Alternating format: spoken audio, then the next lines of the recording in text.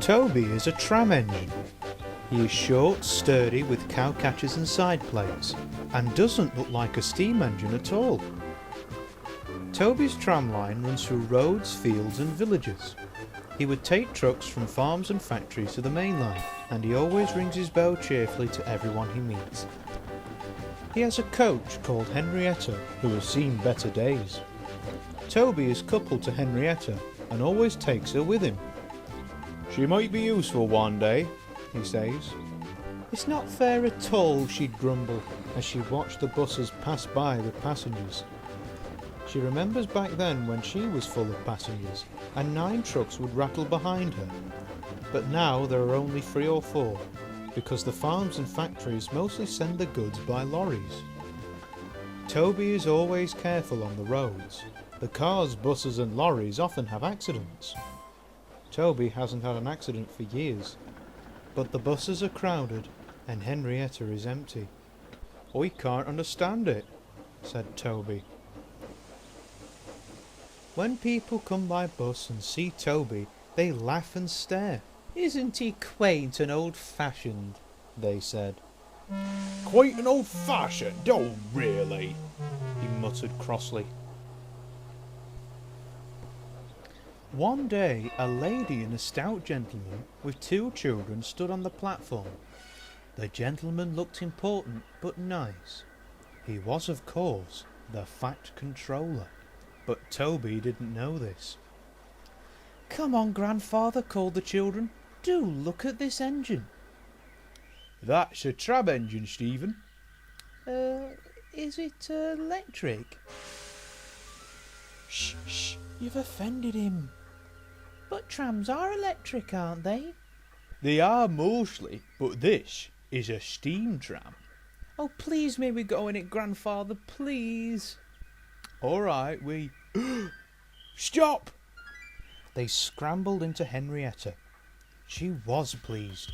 "Hip, hip, hooray, I'm full of passengers," she sang. But Toby didn't sing. "Electric indeed, how dare they, how very dare they!" He was very hurt. "What is your name?" "Oh, it's Toby, sir." "Well, thank you very much, Toby, for a lovely journey." "Thank you, sir," said Toby. He felt better now. "This gentleman is a gentleman who knows how to speak to engines," he thought. The children came to see Toby for a fortnight. Sometimes they would ride in the trucks. Sometimes they'd ride in Henrietta. And on the last day, the driver allowed them to ride on the cab.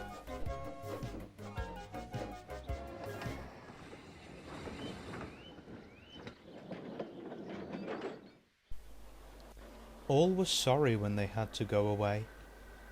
They thanked Toby, his crew and the guard, and gave presents to them. "Come again soon," replied Toby.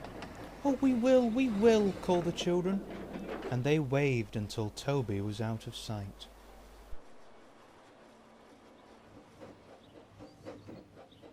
The months passed.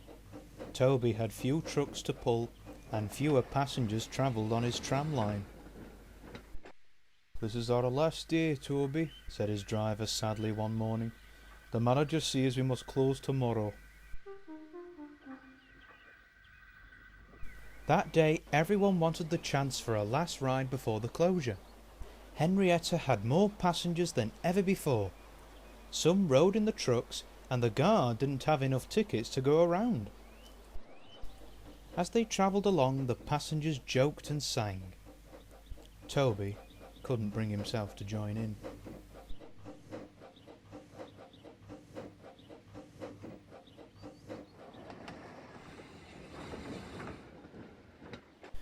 "Goodbye, Toby. We are very sorry that your line is closing down." "So am I. Goodbye, everyone." And Toby went sadly to his shed while the passengers left. "Nobody wants me," he thought, and went unhappily to sleep.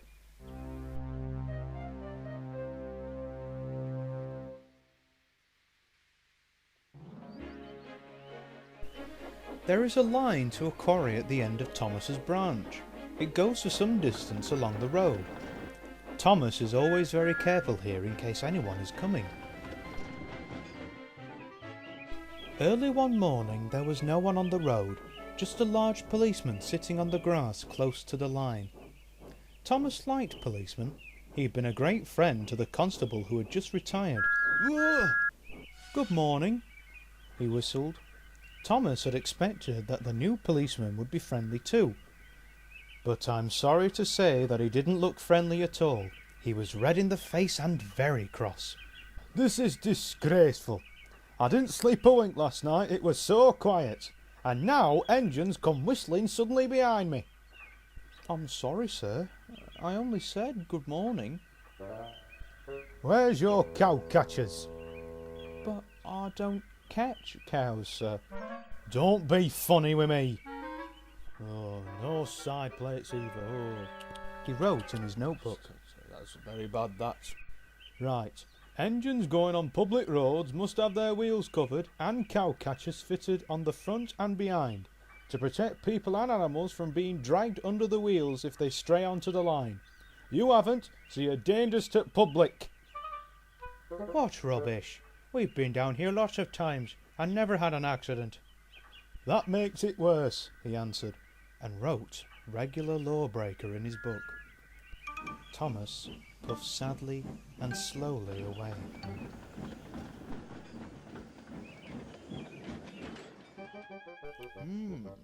The Fat Controller was having breakfast.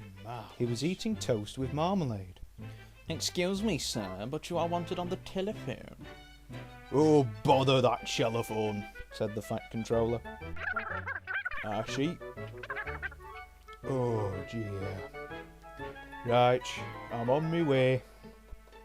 I'm sorry, my dear. Thomas is in trouble with the police and I must go at once."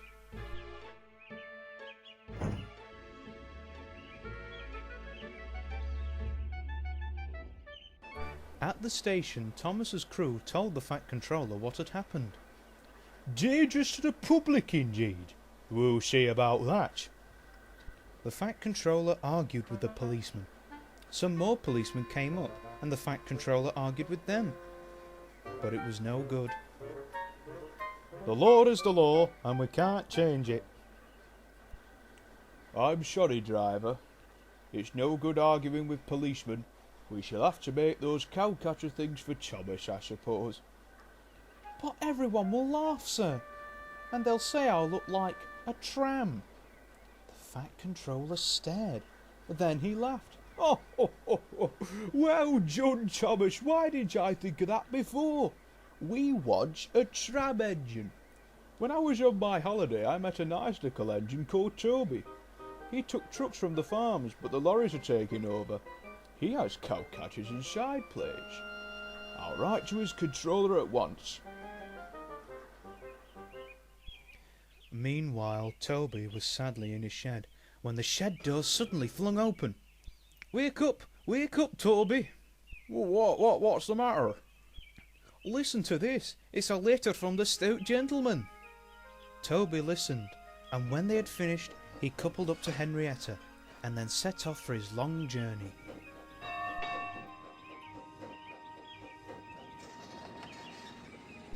A few days later, Toby arrived. The Fat Controller was waiting for him. "Hello, Toby. It's nice to see you again." "Likewise, sir." "I see you brought Henrietta." "Oh, you don't mind, do you, sir? The station master wanted to use her as a hen house, and that would never do." "No, indeed. We couldn't allow that." "Well, you'd better get to work."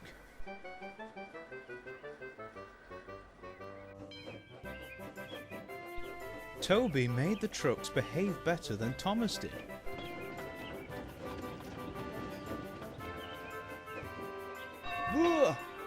Oh, yo, come back here right this minute.